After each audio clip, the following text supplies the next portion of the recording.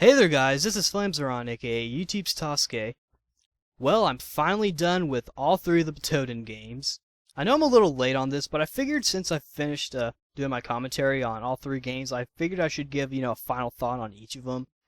This isn't like the Tales final thoughts where I'm gonna show like a bunch of stuff. I'm just giving, some final thoughts and talk about some other stuff pertaining to the series. And so let's move on with the first game, Dragon Ball Z Super Butoden for the Super Nintendo. I'm not exactly sure when this game came out. It was like the early 90s. But this game covers the fight with Goku and Piccolo during the World Martial Arts Tournament near the end of Dragon Ball, all the way to the beginning of the Cell games. Since this game was the first game, there wasn't really much of a standard yet, and so it looks a good bit different from the other games, which sort of set a standard, especially the second one.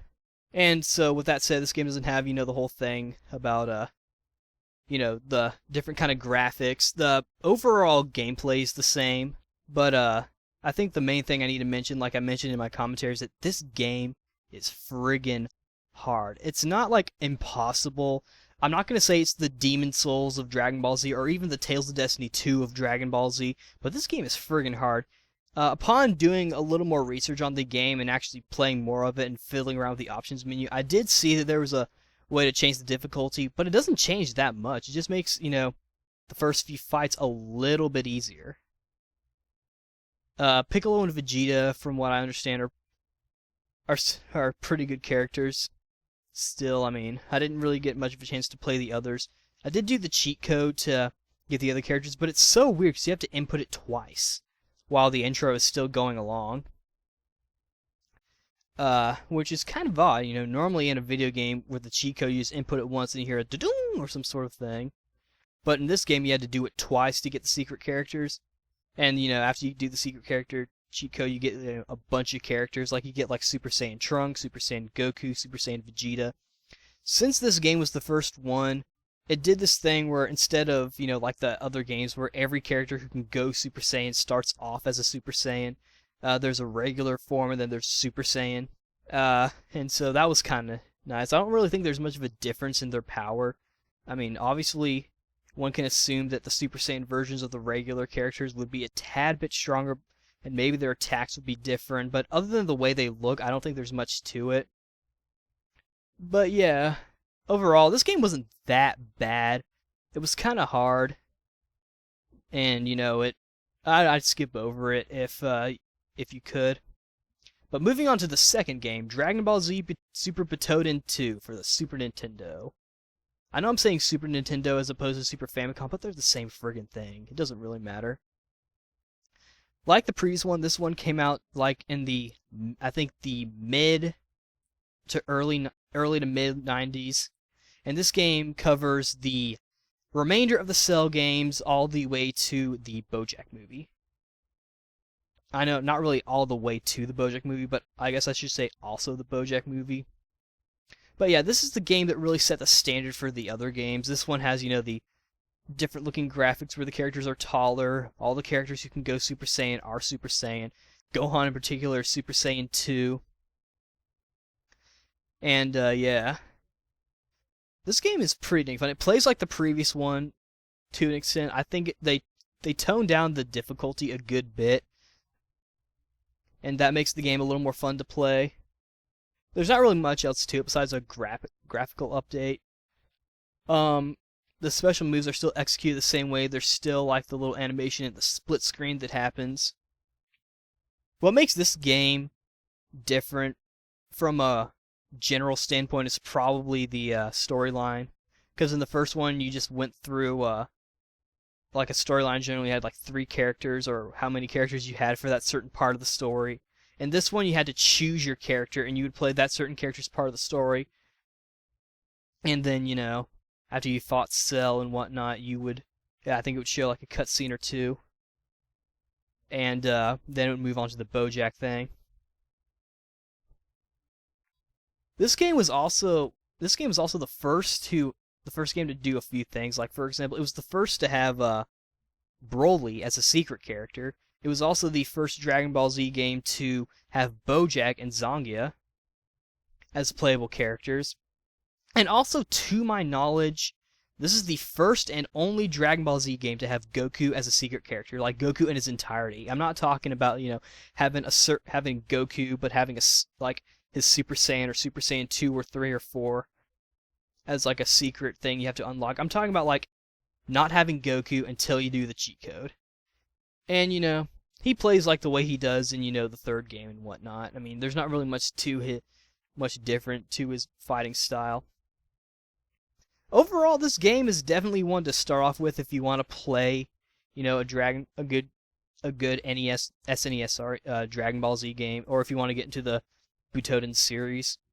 Now let's move on to the third game, Dragon Ball Z Super Butoden 3 for the SNES. Like I mentioned in my previous video, like I think the actual commentary on this one, I mentioned that it seemed to me like all the mainstream animes at the time seemed to get SNES games in threes.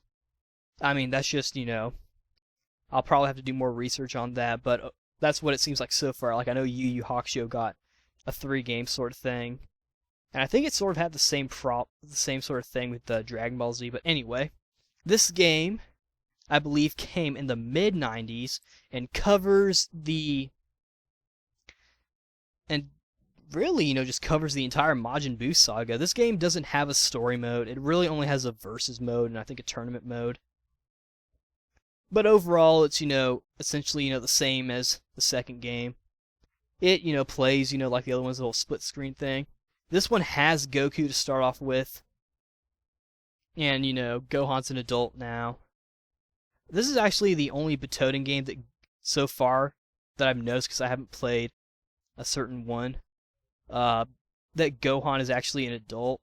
Like in the ones that we've gotten, it's just been Super Saiyan 2 Gohan. I'm sort of giving it away too much. Anyway.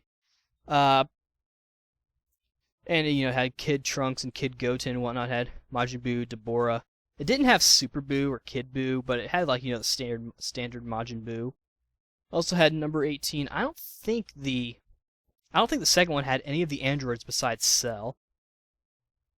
Anywho, this game was also, the first one to have like the character themes that we know, the Vegeta's where it's like like for the people who appear in a Butoden 2, like Piccolo and Super Saiyan 2 Gohan, that don't appear in Butoden 3, I believe they have their own theme songs for their thing. But for the characters that appear in this one, I think they get their own sort of theme song. And, this game was, pretty fun. Like the previous game, there is a secret code to get, a character. It's Future Trunks. He still has his little slide move, and he also gets his own theme song. I think it seems like a lot of people recognize that one. But yeah, this game was, pretty fun. It was the last of the Butoden series for the SNES, and it was a good game. I wish it had a storyline, but it was fine that it didn't. It played fine. It was a fun game. I'd recommend it if you want to play just a Dragon Ball Z game and just fight people. Now, I'm aware that I've missed some of them, like I haven't talked about any of them yet. Like, for example, Ultimate Battle 22 and Final Bout. But I'm going to talk about Ultimate Battle 22 first. This game sort of is, special to me because it was the first Dragon Ball game I had ever played, so even though it does kind of suck, I really like it. This game, I think, was supposed to be like the ultimate Butoden game. It was released for the PlayStation, and I think the Sega Saturn, as like a standalone game or something. There's another one, but I'll get to that. And this game was pretty good. It has like some weird sort of graphics. It had like a 3D background, but the graphics, it almost seemed like they were trying to do like a Mortal Kombat thing with like cartoon animation by like drawing, the characters out in their little thing, taking the pictures. I don't know. It looks that way to me. It might just be, the way my eyes are, but as usual, all the characters are Super Saiyan, or all the characters who can go Super Saiyan are Super Saiyan. But they're like regular Super Saiyan. Like Goku's not Super Saiyan 3. That is a secret character, and Gotenks, he's regular Super Saiyan, although he can use a move to turn him into Super Saiyan 3, and Gohan's Super Saiyan 2, and whatnot. This game also changes a little bit, like There's no split screen thing when you fly. I mean, there's just like you're just like a barrier that you like a limit to how far you can fly, and the whole screen like zooms in and zooms out. And the characters who have themes, they get remixed. Like Vegeta's, for example, is a bit faster. And Trunks, Future Trunks, he gets Hikari no Willpower, like an instrumental version of it. I used to hate that song, but now that song is like pure awesomeness. One thing that a lot of people have noted about this game is that its moves are so hard to do, which is, halfway true. It's not that, I mean, when you look at the manual and the way that, it is, or if you look up like a guide to how to do it, it'll say like, it'll show like a lot of half circles and whatnot. And if you look up, if you figure out how to do that in your head, it looks like you have to do a lot of button pressing. The game probably would have been better with like an analog stick or even an arcade thing. But I don't think they ever made that, so we're stuck using like the D-pad or our analog stick.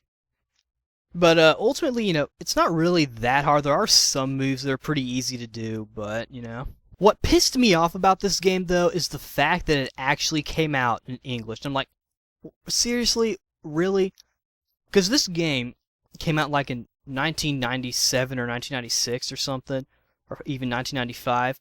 And then the English version comes out and it's like 2003, 4, or 5. I can't remember. It's like, why are you guys bringing this game?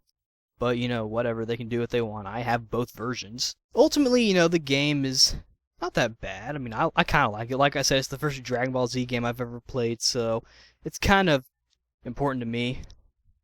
But then, there's another game. Since people didn't like this one, there was Dragon Ball Z Shin Butoden on the Super Saturn. This game was the definitive Butoden game. I can't play it because I don't have a good emulator for it, and I don't have a Saturn. This game only came out in Japan and probably France, but this game, went with the old formula.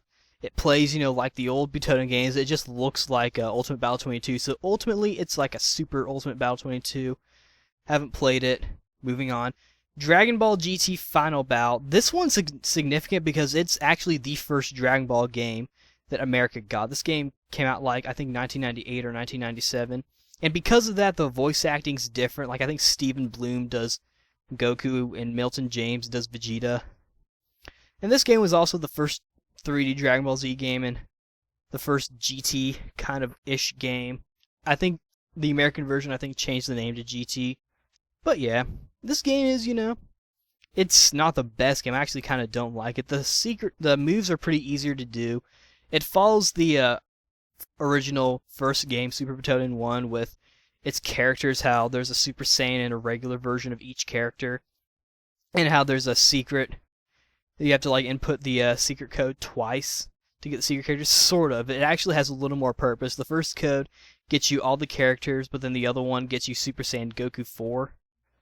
And that's kind of cool. Overall, game's not too bad. You just spam, the special attacks because the game doesn't really play that well, but it's not terrible. And you think we're done? No, we're not. There's actually a new one coming out. Dragon Ball Kai Ultimate Butoden coming out for the DS. This was recently announced. This game is going to be like 3D. We don't know how it's going to play, but one thing is different is that in order to do the special attacks, you have to actually yell the attack into the mic of your DS. Isn't that cool? Like, to do a Kamehameha, you'd have to yell, Kamehameha! And, Special Beam Cannon, Galaga, and all that cool stuff. It would probably be cool to import the Japanese version just so you can say, Makan Kosapo! That's the Japanese name for Special Beam Cannon. But yeah, that's ultimately my thoughts on the entire Butoden series. I'm going to do commentaries on Ultimate Battle 22 and Final Bout, so look forward to that. I'll see you later.